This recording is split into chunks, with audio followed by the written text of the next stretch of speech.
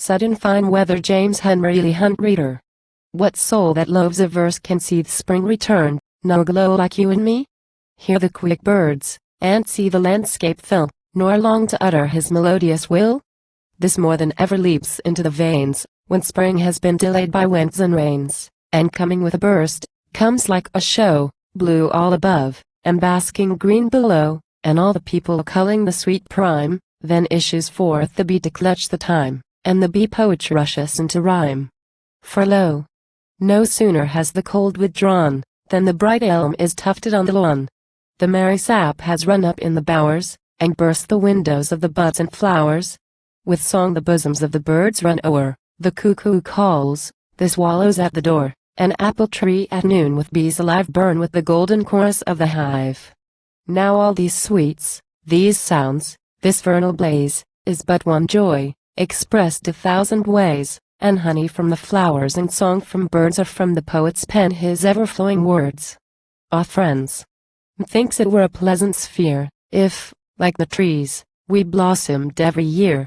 If locks grew thick again, and rosy dyes returned in cheeks, and raciness in eyes, and all around us, vital to the tips, the human orchard laughed with cherry lips. Lord! What a burst of merriment and play, fair dames, were that! And what a 1st of May! So natural is the wish, that bards gone by have left it, all, in some immortal sigh. And yet the winter months were not so well, who would like changing, as the seasons fell? Fade every year, and stare, midst ghastly friends, with falling hairs, and stuck-out fingers' ends? Besides, this tale of youth that comes again is no more true of apple trees than men. The Swedish sage, the Newton of the flow single quotaris, who first found out those worlds of paramours, tells us, that every blossom that we see boasts in its walls a separate family. So that a tree is but a sort of stand that holds those filial fairies in its hand. Just as Swift's giant might have held a bevy of Lilliputian ladies, or a levee. It is not her that blooms, it is his race, who honor his old arms, and hide his rugged face.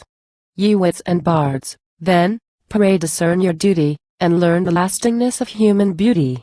Your finest fruit to some 2 months may reach, I've known a cheek it forth like a peach. But see! The weather calls me. Here's a bee comes bounding in my room imperiously, and talking to himself, hastily burns about mine ear, and so in heat returns. O little brethren of the fervid soul, kissers of flowers, lords of the golden bowl, I follow to your fields and tusted brooks. Winter's the time to which the poet looks for having his sweet thoughts, and making honeyed books.